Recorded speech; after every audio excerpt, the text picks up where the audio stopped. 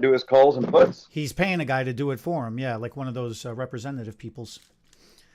What is up, Profitable Stylist? Here we go this week. 3 things that you can do to change your life right now. Right now. One of I know them, one. how do you pronounce Drink this? coffee. Drink coffee, eat pralines, and be happy. That's not the 3 things. So Eddie has eaten some Southern-made pralines. We shipped him recently. What flavors do you have there? Do you even know? I know you got So peanut far, butter. I got peanut I think butter. one is just traditional praline, sugar, pecans. I know some of you guys say pecans. Sugar, mostly sugar, some pecans, and then maybe some flavoring. Maybe is there one? Maybe a This one is vanilla? a brittle, yeah, vanilla brittle flavor. Brittle. Yes. I just know they're all amazing. It Yeah. is. So I'm not going to be doing much talking today because I got to have my mouth freaking stuffed with. Yeah. So let me just let y'all say hi to Casper one time real quick because he just came into the room. He was out with Brittany visiting some of the other hairdressers. You lay down, boy. Lay down. And It's enjoy awesome. your rest while we do our live. So a lot of Oh, people man. keep talking to us all the time about, oh, you guys have made it. It's so easy for you. How do I get to that level? How do I get to this? How do I get to that? Blah, blah, blah, blah, blah. And a couple of the inspirational things that I seen recently that really touched me. There was one in particular. It said, these are the things losers say. And we should do a whole thing one week. We should do a whole chat just on that. What's just one thing losers say? I'm curious if I say it. If only this happened. If only I was this. If only I had this chance. If only. That's good. Yeah. And then there was another video that I seen, and I want to send it to you because I just finally found it again. It was something I seen a long time ago. It was the dude was saying, what is of value to you? Is it time? Is it efficiency? Is it the price? Is it the cost? What is it? And it's one of the arguments that I'm always having about charging by the hour. I don't think we should, in this industry, charge by the hour. I think we are gimping ourselves by doing so, handicapping ourselves by doing so. Because if you do something efficiently enough, then it's not going to take you as much time. Then why are you going to charge less by the hour? But anyways, we do have 3 topics to do today, but I want to do like real YouTube videos and not give away number 2 and number 3 till we get to them, so people have to either fast forward through to see them. But number 1 is take responsibility. Yes, and that's why I'm talking about the couple of things that I'm talking about right now. Yes. You can have all the excuses in the world, but the first thing you got to do before you could do anything else, you got to take responsibility for what you are able to control. So can you think of something that you had to take responsibility for recently? I had to take responsibility for fixing these videos. Hey, one is Eddie's camera used to go in and out, and I'm no tech genius, and I felt guilty telling him, like, hey, I don't like seeing your camera go. Like it would refocus. Oh, the autofocus, yeah. Yeah, and I didn't like it. I didn't know. I don't see it in other videos, and I had to say, Eddie, I don't like this. It's like, I've tried. I can't fix it. I'm like, try harder. I don't like it. I don't know. Maybe I'm being rude. He's like, no, you're not being rude. I need to hear these things. I don't see the things you see. And so he's got it fixed this week, and it's looking better. Now, for me and RJ, as business partners, often we have meetings, and we make these lists of things to do. Next week or month comes, whatever business it is and whatever I'm meeting on, something that I wanted him to do might be real important to me, but it wasn't to him. And I'll say, hey, you didn't do, you looking for the dog? He's right here. It'd be like, you didn't, did you do blah, blah, blah? And he says, no, sorry, just sorry, didn't do it. I'll do it now. Is it still important? Do you still need to do it? And just take responsibility. What I hate is when somebody's like, oh no, I couldn't do that because the stock market crashed and there was a train and then I had to stop. It's like, why? These excuses. That's what they sound like to me. Just so many different weird excuses. you just didn't do it. And all of that other stuff doesn't even matter. It just sounds like you're trying to make up reasons why it You feel didn't. guilty for not getting something done, which means you knew intrinsically the value of what needed to be accomplished. You And the missed your guilt is goal. fine. The guilt is Oh no, the fine. guilt is good. It makes you should Yeah, feel bad if you goofed. right, right. But you just didn't do it. And so just own up to it and say, whoops, I'm sorry. No. I'll do it. Does it still need to be done, or did you get somebody else to do it? You know, because sometimes you're like, shoot. Because I will ask somebody to do something. If they don't do it, then I'll just ask somebody else. And then when that person comes back and goes, I am so sorry, I forgot to, well, I'm like, don't worry about it. Might be a little bit of me being passive aggressive, like, I don't need you. But at the same time, it's a bit of a teaching experience. Like, if I ask you to do something, I'm serious. And if I can't depend on you, I'm not going to depend on Yeah, you. right. Some things I have to depend on people for certain things. And then I micromanage it. I'll do a lot of reminding. I'll try to work through it. Sometimes skill levels are so high that you have to work with somebody in some area, and you make it happen. But taking responsibility, I'm sure there's a lot of different ways to look at that phrase. But for me, it's when I don't do something, forget to do something, or am not where I would love to be in life, like you just said, It's not shoulda, coulda, woulda. It's not like I should have. No, it's just like, well, yes, I could have done things differently. I didn't. Maybe I could change that. I heard a friend recently say, this was powerful for me. And he's on vacation right now, and he just texted me a little while ago. His name's Jude Grayson. We've had him on here before. He was doing a teaching seminar for a group of karate school owners around the country recently. He invited me to come see. And one of the things he asked, and you're going to like this, one of the things he asked his group was, do you know the day you're going to retire? And they're all like, raise your hand if you know the day. And he goes, I do. Now, not saying I will on that day, but I figured out that I need, now he's younger than me, so he can probably has more time. He said, I figured out that I need 4 million in the bank to live on 4% of the interest and have 4% fight inflation. And I save in a Roth IRA, 6,000, which is up to 6,500 now, a year. And I just typed into Google at 6,500 a year. Hey, Google, at 6,500 a year, in my Roth IRA, growing at an average of 8%, when will I have 4 million in the bank? And he gave the year, the exact month. It was like March 27, 2049 or something like that, And I was like, okay, wow, I need to do that little calculation for myself. Compounding interest is an amazing thing, Bernard, man. It's awesome. Yeah. And the Roth IRA, it's something that you can easily do right now, right? And that's what this is about, is what are little things that you can focus on right now that you have complete control over. And and retirement is one of them, because that was something he said. Do you own a business, or do you work by the hour? It's okay if you work by the hour, but even if you work by the hour, you are not the only employee. You have one employee. And I was like, you have one employee? What does he mean? He said, if you're an hourly employee, you have one employee, and that is your future self. You are working for you when you're not working also. And I was like, that is a good way to put it to young people. You have the responsibility of you today and of you tomorrow when you're not working in 10, 20, 30, 40, whatever years that is.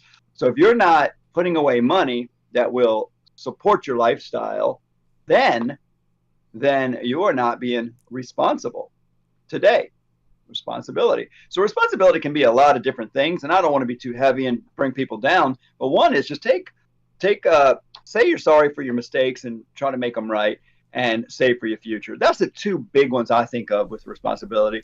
But I'm sure there's a bunch more we could go into. Is there any you want to touch on? And then as stylists, we have to, we kind of touched on this pretty often.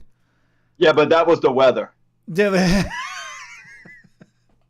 You got to I don't have to take responsibility for color not coming right. coming out right if Right. there's too much humidity in the air. Right. That's right. That's right. That watered down my formula. And you you breathe today. If you breathe today, I don't know, I can help you. Yeah, go back and watch that video last week. It was I'll put fun. it up right here because that was a fun video No, to that was a make. fun one. But yeah, take responsibility. I had this past couple of days, I've had a couple of conversations, some about hair color, some about hair extensions.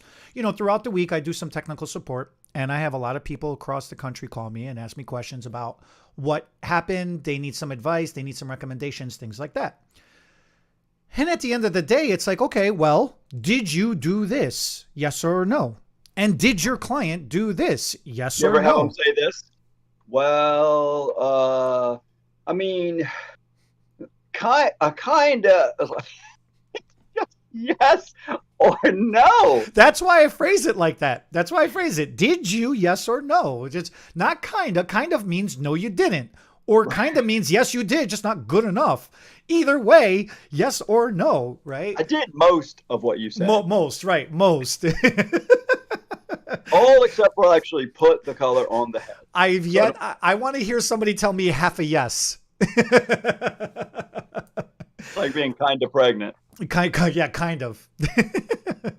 But that's the whole thing, and it's like it's not. Here is the thing: it's not about being in trouble.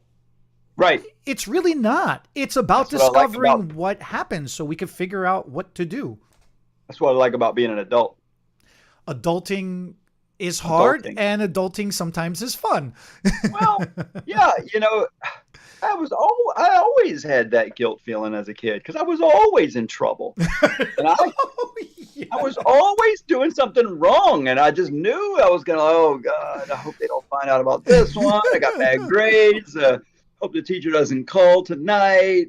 Leave the phone off the hook. There was always something I was getting in trouble for, and so I felt like I don't know how I didn't have ulcers if that is how you get them from worry, but I mean, I feel like my whole childhood life was worry, and now I'm like, as long as I'm not doing things to go to jail, it's okay to do the things that I used to get in trouble for.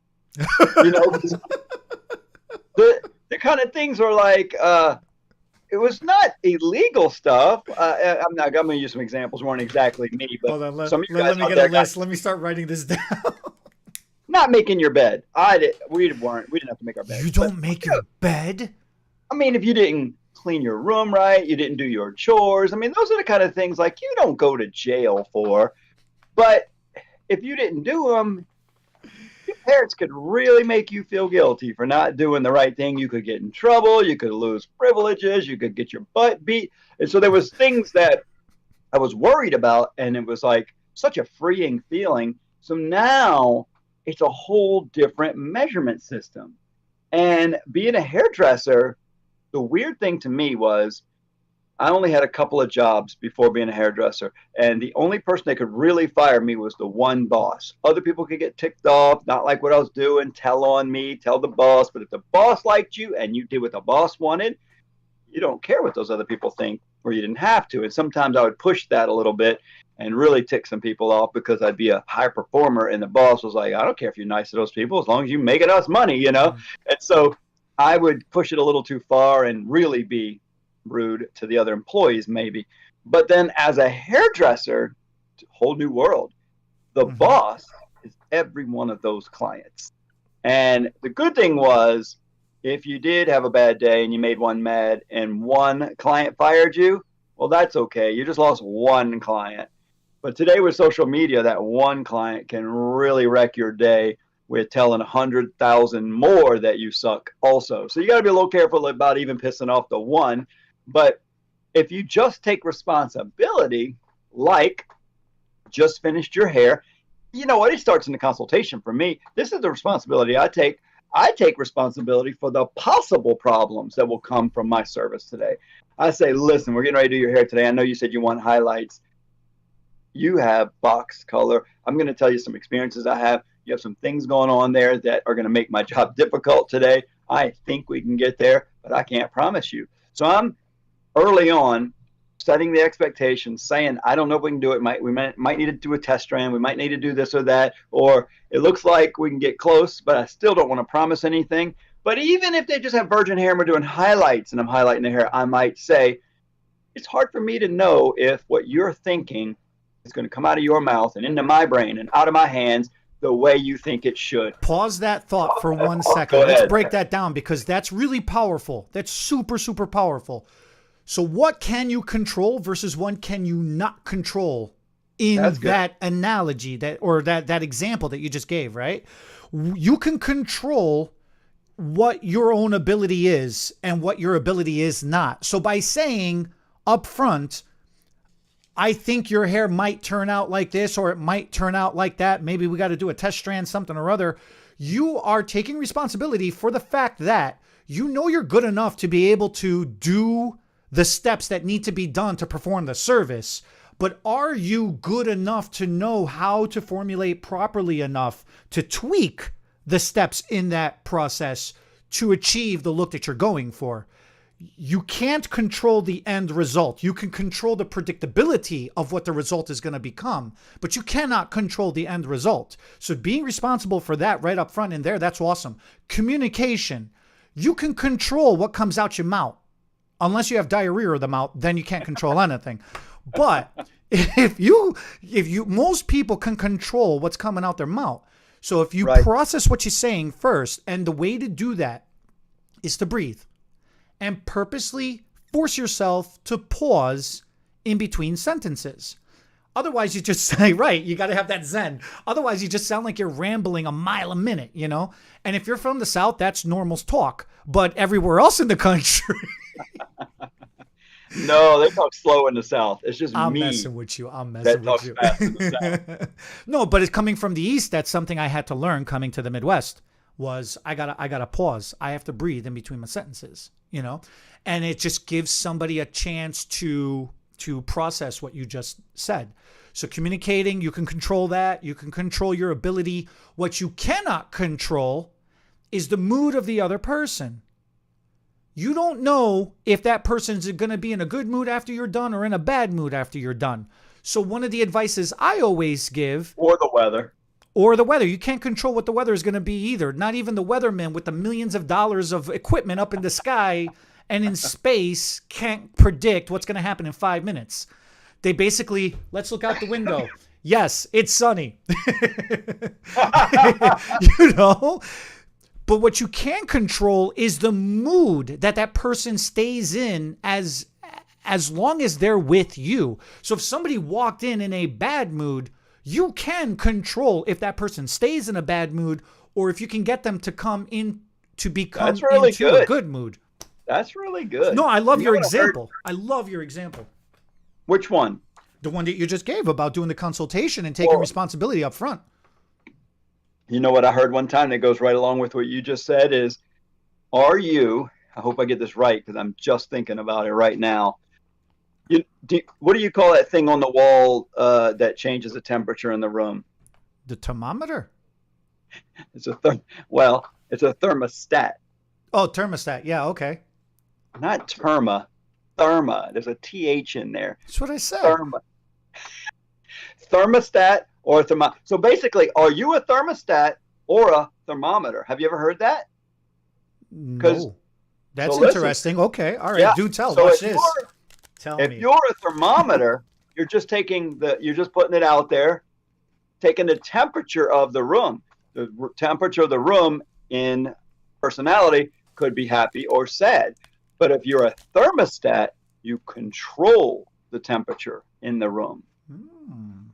So I realize when I do these lives, I get a little high energy, I get excited, I get a little nervous, I'm drinking coffee, I get a little hot.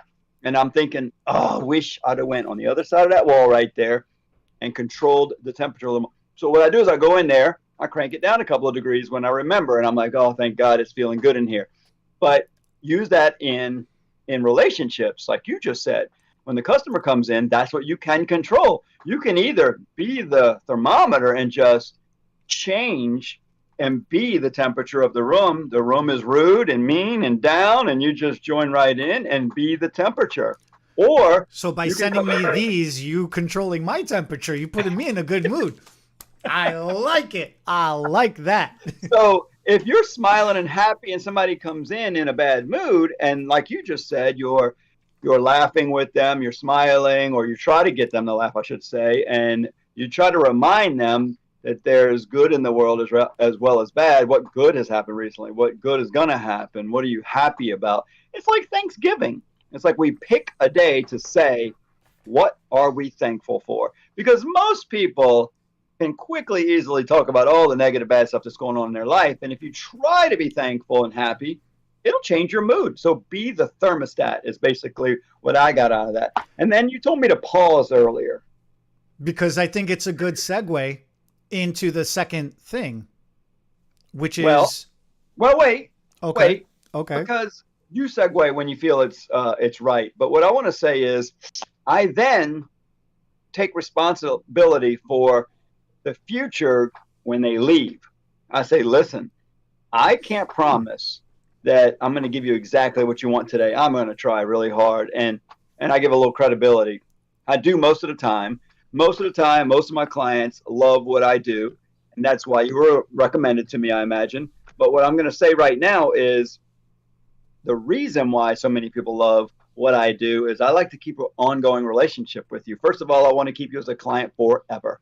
And what that takes is making you happy. So this is new in our relationship. So I have no idea if you're going to love what I do. I don't know if I'm gauging our conversation correctly, but each time it'll be closer and closer. So as soon as you leave today, I mean, call or text me or do it before you leave and just let me know. It doesn't have to be a fix like you come in tomorrow and we redo your whole head.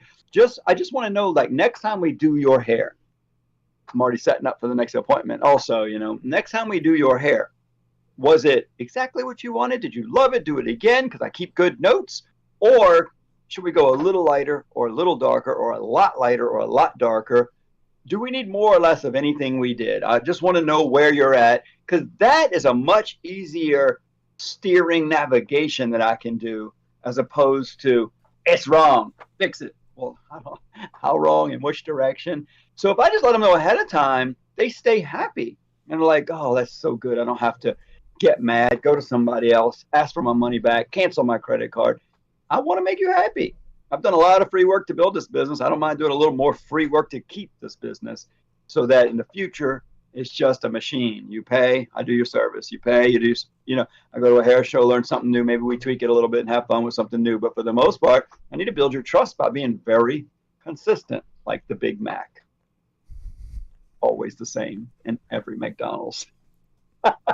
It's my goal to be a Big Mac. To be a Big Mac. So how does that move into number 2? Well, if you're taking responsibility for everything, then you no longer need to have an opinion for everything. And if you don't have to have an opinion for everything, then people are going to like you a lot more. So number 2 is you don't have to have an opinion about everything. About everything. There's a lot to be said in that. It's a tough one. It is, because I notice certain people in my life when I start talking feel like it's a debate always, and they want to tell me the other side of it. And I think it's really common with husbands and wives. A wife just wants to talk about her day, and the husband wants to fix those problems right away. And she's like, I'm not doing anything about it. And like, why would you be telling me if you don't want me to go fix that situation right now? I can go to your office. I can talk to everybody and solve all your problems. And they're like, I don't want you. I just want you to hear me. And so it's like, that's so weird. I can fix it. So my opinion is you tell your problems to somebody so they can help you fix them, but that is not my wife's opinion. She just wants to tell me about it. And she doesn't want to tell me about certain things because I want to fix them right away. So now she doesn't tell me some things. And you don't have to have an opinion because and I know that sometimes I'm telling her or she tells me, I think we should, blah, blah, blah. And I said, oh, I don't think so. I think we're done. And she goes, oh, no, we should because, and I'm like, no, stop. Because I've already been through this argument too many times. we are not going to do anything about this particular situation. We're not going to fix it or change it. We're definitely not going to change the whole world, especially if it's like political. It's like, you believe that. I told you what I believe because you might have asked. I don't know. Or I just gave you my opinion. And then we both had an opinion, and then it's over. You don't have to change. So sometimes just not having the opinion, just listening, like, oh, that's your opinion. Oh, that's interesting. Thank you. Internalize it, let it go. Because if you have one, you generally piss the other person off. Unless it's social media. That is a good point. Oh, I'm going there. What do you mean? Everybody, why does everybody have to have an opinion on social? This is my opinion. In my opinion, why does everybody have to have an opinion on social media? Why can't people just let something be? So people share, okay, this is the world right now, right? Everybody shares something funny to everybody. I love the comment sections. Every time somebody shares something to me, I don't necessarily care so much about the post more than I do about the comment section. And I love seeing people add into the joke of whatever, was shared, whatever the original post was, right? Right.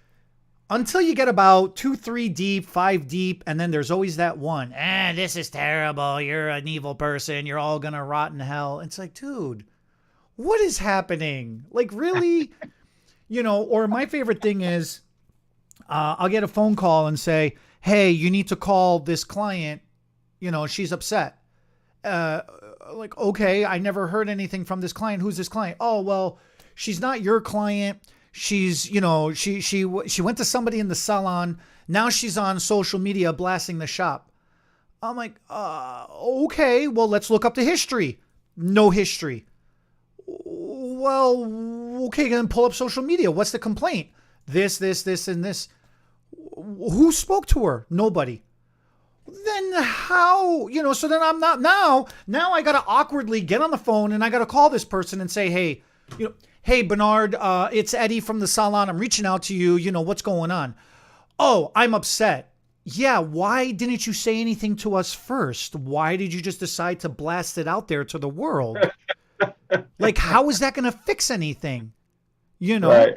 Or it's like when these hairdressers get on these private groups and they're like, oh, the client sucks. Well, did you tell the client that she sucks? Or are you just telling everybody else in the group that she sucks? Like, which one is it? Where is the disconnect in communication that this is your last resort to complain on social media about everything? And why did social media become the platform for just negatively complaining about everything? Because it's not face to face. It's like the ultimate gossip. You can talk behind somebody's back, although they can see it and find out about it. But it's sort of like so, people. What? Everybody's a keyboard warrior. Yeah, you can be brave when you're not face to face, because I keep hearing stories of people saying, so and so was complaining about this, blah blah, and then I called them or I went and met them and they didn't talk anything like that face to face. Right. They're scared. Like, they don't really want the confrontation, but they want to vent their feelings, and they think social media is their therapist. And for some people like this, it is. So how do you control that? Shut up.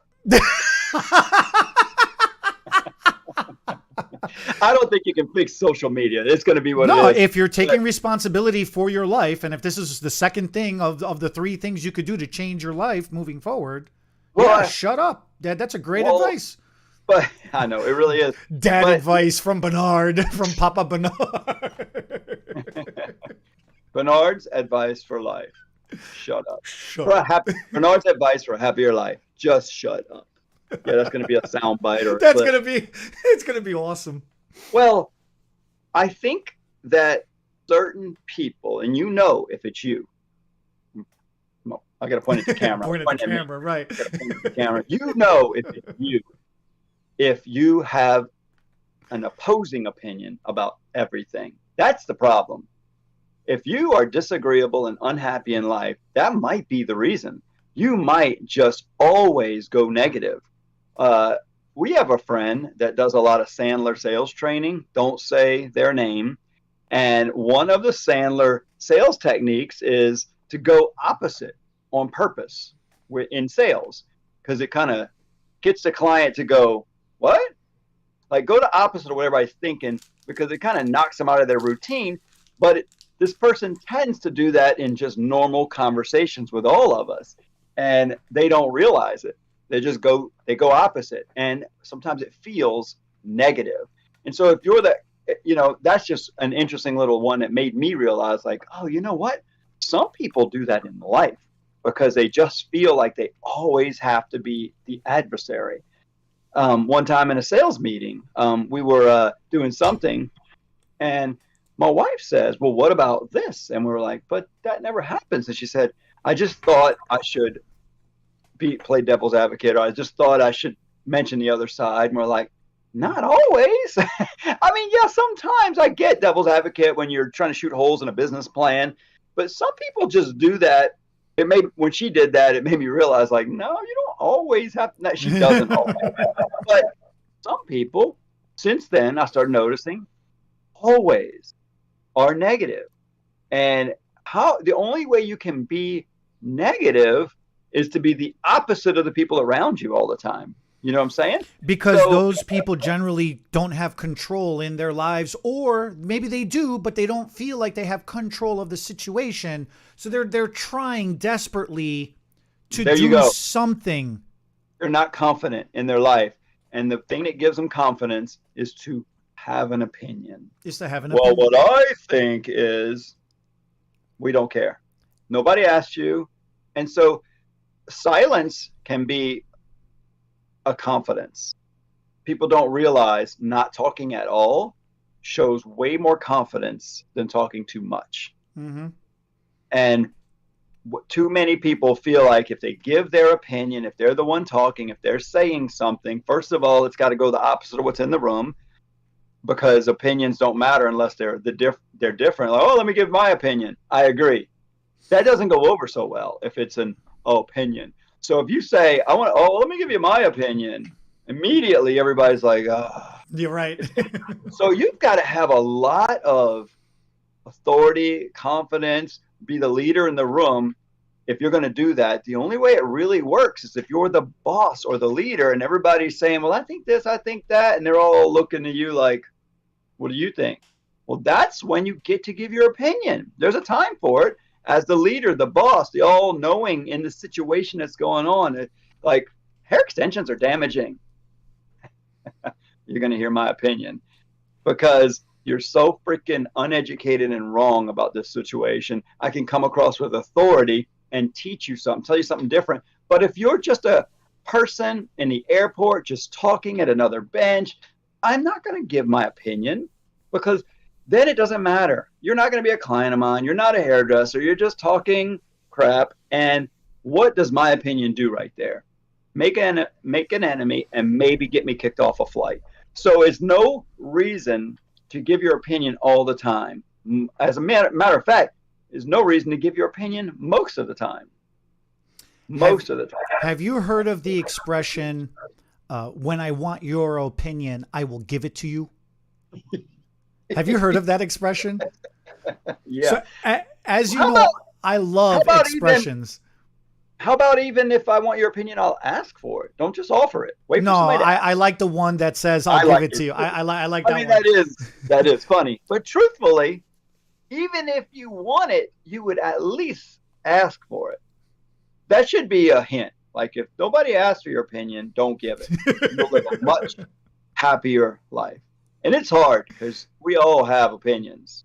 We all, but just listening to, it's kind of like going out with a bunch of friends that like to drink and not drink. So I've been doing it for years. You like to drink and not drink? Listen, so I don't drink. Not that I have a problem with it, because sometimes I'll have a beer, but for the most part, I don't drink.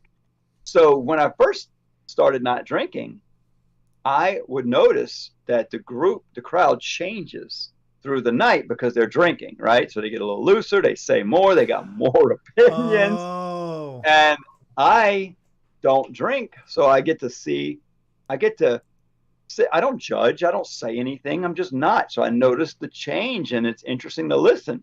It's kind of like that if you're a new non-opinion giver.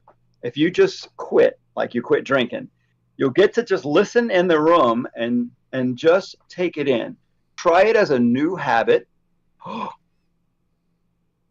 That's number 3. Habits. So I see what you did there.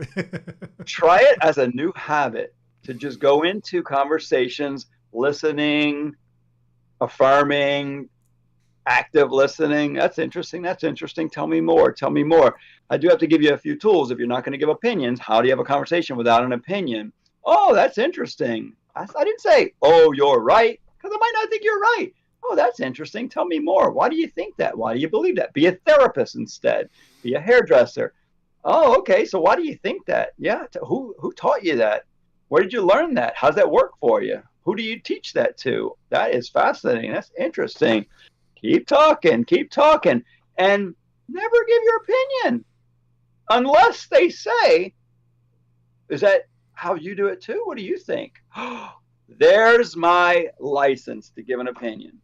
You don't have to do it unless you're asked. And I think that most people do it from lack of confidence. I've got to assert myself here so people know I'm important, and you're probably not. If you think like that, you're probably not. So go into number 3.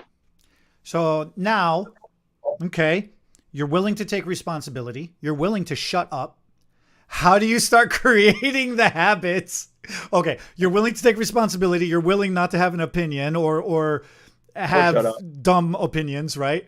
So then how do you start creating those habits? One of the easiest examples I was able to give somebody recently, and it's a very difficult thing for people to do. Stop being a one-upper. Have you heard of that?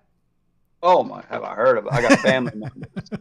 We got family members that are like, oh my God. I'm not even going to say he or she because people will know who they are. Right. It's like they think their story always has to be better than yours. Stop being a one-upper. I know what you're talking about.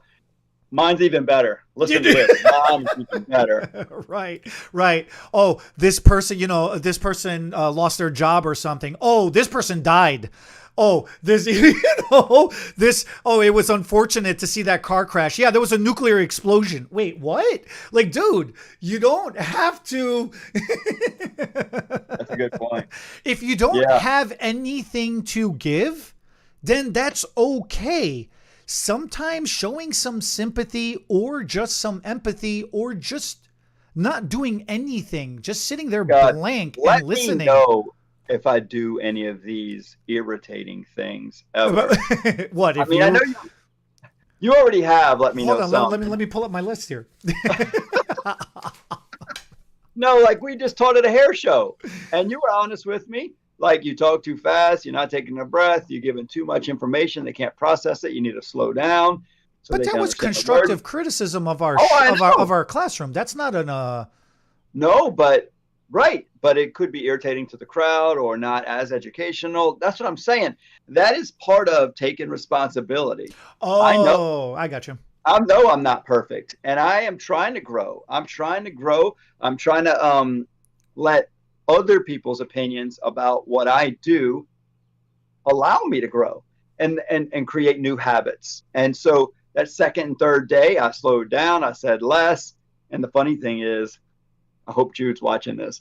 I joined him in one of his training things recently, and I watched him do some of the things I do that he criticized me for too, because it was a new type of class for him. So on the first day that I'm watching him, he's talking really fast. He's saying so much stuff. He's like overwhelming them. And I'm thinking, man, are you doing exactly what you just told me I did too much of? But I could see why. It was a little nerves, a little of these guys paid a lot of money to be here. I need to make sure I deliver enough value. Sure. So I'm gonna give them everything I have so they feel like they really got something from me. And I was like, God, you just gave them level 2 and level 3 and possibly level 4. Some of the stuff you just taught them are so far ahead of what they needed in the first time in this kind of seminar. You didn't have to deliver that. As a matter of fact, he printed out a manual, or he made a manual. He wrote stuff and printed it, and it was 130 pages. It was a 3-day seminar, He didn't even get through the whole manual because he didn't need that big of a manual for level one. So these guys, if they value it, got way more than they paid for. Way more. They didn't need that much. But I get it. And it's better to over deliver than under deliver. So I get it. I just did the same thing. So it was a lot of fun watching, and I'm like, oh, that's what he and Eddie were talking about. I'm saying too much, too fast. And so habits. What I'm going to ask you, and I'm going to tell a couple too, like what big things in your life you feel like you might have done wrong for so long that somebody told you or helped you or you figured out on your own and you changed that habit or you do something regularly that made you who you are today, makes you successful. Like I just give you an example. One for me was picking a time to be to work every day. Silly, stupid little thing, you know.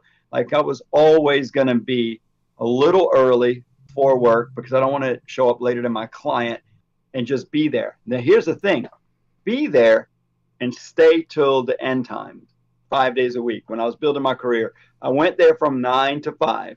It didn't matter if I didn't have clients because I didn't at first. And there was no freaking social media. There was no cell phones. There was no YouTube to watch like we're doing right now. I brought a freaking book and I read Dale Carnegie's How to Win Friends and Influence People. I read 7 Habits of Highly Effective People. I was reading self-help books. I was getting on the phone. I was writing postcards out. I recently got married, so I took the whole wedding list and I wrote a postcard to every single one of them. Didn't care where they live. Hey, thanks for coming to the wedding, or I'm a hairdresser now. I don't remember what I wrote, but I am now a stylist. I'd love for you to come in and get your haircuts or color or highlights with me. So I personally wrote each one a postcard. Then I found these books in the salon of hairdressers that had left, but left their old books behind. We had a whole bunch of addresses in there. And I would look and I'd say, oh, I see you used to get color by Jen, who used to work here. She's no longer here.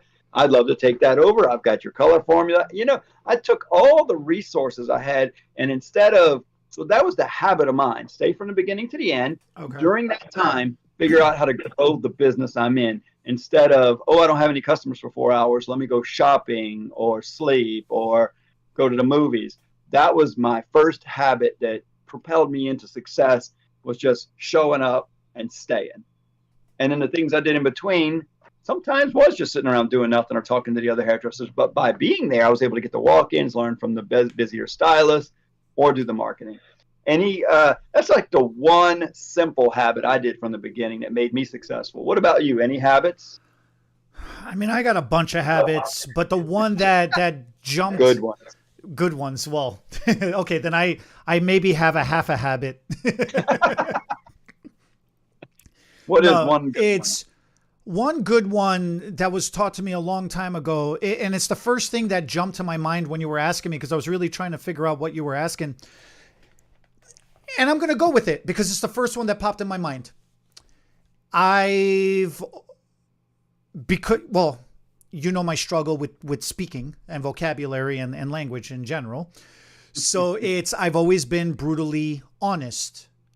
And it's just something that was beaten into me a long time ago when I was little, was you're going to get it one ways or another. So you can get smacked once for telling the truth, or you can get smacked twice. One, because that's the consequence of what you've done wrong. The second one was trying to BS yourself out of it, right? So, okay, then just brutally honest, just get smacked once times 100, and that's good enough. Okay. So, as it goes, I've always had this thing, NFG. And NFG, it's just something we made up. It's no F's given. And it's just a mantra of life of, you know, you got an opinion about me? Let's hear it. You got something to say to me? Let's hear it. You got something to complain to me? Let's hear it, right? You got something positive to say? Let's hear the compliment. Either way, NFG. It doesn't matter. I'm going to do what I need to do. What was taught to me, what has now become a habit, is when somebody is saying something to you, whether it's good or bad, where are they coming from? Just try to understand that person's place in life and see what is it that is inspiring them or motivating them enough to say something to you negatively or positively. and then take that in and make it part of your own. It doesn't have to ruin your day, and it doesn't have to put you on. I mean, it's nice to put yourself on cloud nine when you're happy, but either way, just stay level, man. Stay consistent. And that's one of the habits that I've tried really hard, is to just be consistent and make adjustments along the way. And then you create an aura for yourself. And that aura is going to dictate the energy that gets put out into the world, and that energy that comes back to you as well. And by creating that, you become your own movie star in your own movie, which is your life. And you get to be an action hero. You get to be a drama. You get to be, romance. You get whatever you want. You get to be whatever you want. And it's awesome because you're right. You're the main action hero, right? And then everybody else is a supporting role. So write your movie, write your script, decide how you want to do that and what you want to put out there into the world. And that little habit of paying attention and just understanding other people, like where they're trying to come from, it's a very difficult thing to do, to try to be level in your attitude all day, because things are going to stress you out. Things are going to make you excited. Things are going to make you happy and make you sad and everything else in between. But that habit is constantly playing, in my mind, is just try to be consistent, try to be level. That's good. So, something that really changed my life for the better was thinking about what is a habit. And you know what most people think a habit is? Or when you're trying to fix something in your life or do something different or live better, most people think about what they're not going to do or what they have to quit. Like, if I'm going to be healthier, I need to quit eating certain things. Or if I'm going to be healthier, I need to quit smoking certain things. Or they think about the quitting. That's not the habit. Habits are not the not part. The habit is the doing part. And so some of the biggest freeing moments of my life was I am probably not going to stop drinking. At the point I did end up doing it, but I'm probably not going to stop drinking sweet tea. And there was a lot of sugar in my body. I didn't need that much sweet tea and soft drinks. Yes, you do. And I wanted to drink healthier. So instead of in my mind thinking, don't do this, I just said, I'm gonna do something else. So in a lot of cases, this is the thing. Instead of trying to stop drinking certain stuff, I added good stuff in. So I said, you know what? I'm going to start drinking more water. And so I made a goal to drink a certain amount of water. And you know what happened? I couldn't fit the tea in me. I didn't have the time or the belly space to fit the sweet tea, the coffee. And before you know it, I'm drinking nothing but water. And it actually quenched my thirst better than all these other drinks. So I'll try some Powerade, Gatorade, different kind of sports drinks, but I rarely drink a soft drink. It literally burns. I have not done it in so long. And then sweet tea now tastes like I'm drinking pancake syrup. I'm like, God, I used to love it. I know you love it. But I used to think sweet tea was my drink, man. And now I've been off of it for so long, I take a sip of like McDonald's sweet tea. I'm like, wow, there's so much sugar in there. And I know you love it. And I just can't take it anymore. But same thing with food. I just, certain foods, I'm like, I shouldn't. Well, you know what? Instead of the shouldn't part, instead of the I can't be late, I will be early. Just the only thing you could do to change habits is decide what you are going to do different. And when I started going to church, I used to think I am never going to be able to stop doing all these bad things, And it was like, stop focusing on the bad things or the wrong things you're doing. Do more good things. Decide to do this. Like, it was like, okay, I was going to church once a week. There is a midweek service. I'll go to that one too. Maybe I'll go to a Bible study during a week or 2 or 3. And as I went to more of the good things, hung around good people. Are we getting comments? No, you just made me think of something. So while you're having your thought, I'm going to look at something here. So as a change, give you an example. I needed more vitamins in my life. And I I decided to add juicing to my life. So I was buying the vegetables, putting them through this thing that gets just the vegetable juice out of them, and adding that to my life. So I didn't eat as much because I was full of juice, and I didn't drink as much other than water. And I started feeling better because of it. So all I'm saying is, if you think something's bad in your life and you want to change it, don't think about quitting. Think about the part where you can do something and create the new habit. And one thing we haven't talked about that I've heard many times in the past is, do you know how long it takes to form a new habit? There's all kind of studies on it, and the most the Yeah, most there's numbers all over the place. the most agreed on opinion is about 3 weeks. If you can get 3 weeks into doing this new thing, like put it on your phone, schedule it. I need to drink a cup of water every 2 hours or whatever it is. Start putting it, and after 3 weeks of doing this new habit of showing up to work on time, it's not so hard anymore because it's just a habit. And that's the beautiful thing about the word habit. A habit, most people think of bad habits. Habits can be good habits or bad habits. And if you create this new habit on purpose, like this live, it's not, the first few weeks, it's like, I hope I don't forget. I hope it goes well. Now it's just like we actually look forward to sitting here talking and meeting for about an hour. The hour flies by and we enjoy it. Not that we were going to hate it in the beginning, but it was a lot of anxiety that came with it. Getting all the electronics right, getting your video camera right, getting us looking right on the screen. Did we forget about the day and time? Oh no, I'm going to be on vacation. I can't do it. But now it's like a habit of ours, and it's become fairly successful. What were you looking up while So I was looking up the definition of the word habit because I wanted to make sure I fully understood what it was Good. in the way that That's I good. look at it. And it is to me, and what a habit is it's a set of practices that are done on a continual basis. That's a habit.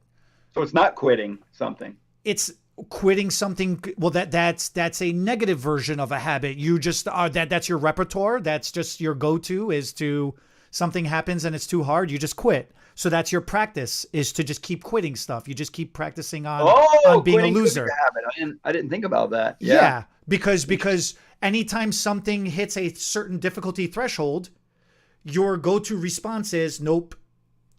So it's that becomes a habit too. It's bad, but that becomes a habit too. If that's just what your practice, your general practice in life is. Having And an opinion, having an opposing opinion every single time, one-upping people. Yeah, one-upping that's somebody, good. yeah, all those kind of things, right? That is examples of a habit. The way I always looked at habits was kind of along the lines of what you're saying. Yes, I recognize that there are bad habits, and that is what most people think about. But to me, I always said, okay, here is the goal that I want to achieve. I want to accomplish this.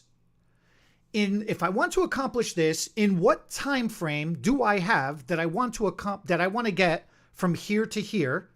What's my time frame? And if I break that down per year, per month, per week, and by day, then every day, what little thing do I need to do? So by the end of the week, I accomplish something. So by the end of the month, I accomplish something. So then by the end of the year, I reach my goal of what I wanted to do. And just every day practicing that one little thing that needs to get done becomes that habit. And moving forward, it becomes a skill set in your life. And it's just something that once you achieve that goal, you just continually keep doing it because it's in you to keep doing it. And now you're positive. Right. Now you're motivated. And now that makes it easier for you to accomplish something bigger, something grander, something greater, because you are now have that motivation built into you. That motivation now has become a habit. And then you're more positive, more likable. People Yeah. like you, want to help you, and you become more successful, easier, and you can't even figure out why. Because it's just more It just becomes natural to you. Yeah. It's more pleasant to be around you because you're a more positive person. Some people become successful just because they're so pleasant to be around.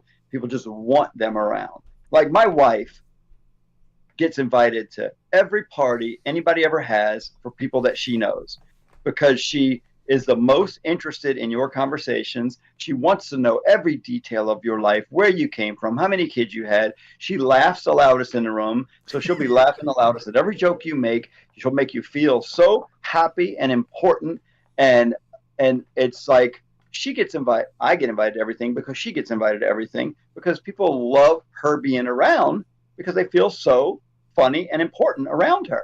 So you can have that business version of that too, where every business owner wants to invite you because you always bring positive things to their business. So you literally can be more successful just being more positive, believe it or not. I got another meeting in 5 minutes, Eddie. We got to It's okay. wrap it up. Oh, that's the hour. Okay. Wow. I know, Yeah. huh? And like you were just saying, it goes by quick every week. It does. What are some of the things that you guys do to that you guys can control and have control over? And what are some of the things that you struggle with? Let us know. Let's share. Let's create a couple of habits in this chat. Yeah, We'll catch y'all next week, man. Thanks for watching. Bye.